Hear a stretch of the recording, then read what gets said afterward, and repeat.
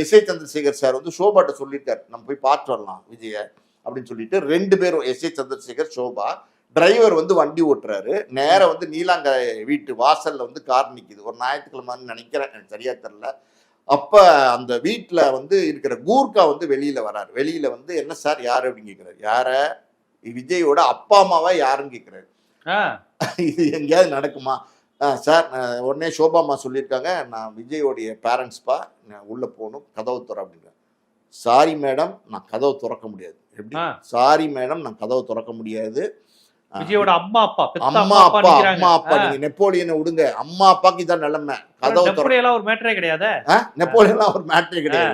கதவு திறக்க முடியாது சார், வந்து நீங்க வந்தா உள்ள விடக்கூடாதுன்னு இதுக்கு முன்னாடியே எனக்கு இன்ஸ்ட்ரக்ஷன்ஸ் கொடுத்துருக்காங்க. எங்க ஆத்தாப்பே வந்தா உள்ள விடக்கூடாதுன்னு இன்ஸ்ட்ரக்ஷன்ஸ் கொடுத்துருக்காங்க. அதனால கதவு திறக்க முடியாது அப்படின்னோன்னா அந்த டிரைவர் இறங்கி, அந்த இவருக்கு எஸ் ஏ சந்திரசேகருக்கு வண்டி ஓட்டிட்டு போன டிரைவர் இறங்கி, யோ என்னையா பேசிட்டு இருக்கிற, அப்பா அம்மா வந்திருக்கிறாங்க, நீ வந்து கதவு திறக்க முடியாதுங்கிற, போய் சொல்லிட்டு வாயா அவங்க முதலாளிட்டு அப்படின்னு சொன்னோன்னா, அவர் வந்து கூர்க்கா அவர் என்ன செய்வார், சரின்னு வேகமா போய் விஜயை பார்த்து இந்த மாதிரி இன்டர்காம்ல கூப்பிட்டுருப்பாருன்னு நினைக்கிறேன், கூப்பிட்டு இந்த மாதிரி அப்பா அம்மா வந்திருக்கிறாங்க, காரை திறக்கவா வேண்டாமா அப்படின்னு கேட்கும்போது விஜய் சொன்ன பதில் என்ன தெரியுமா?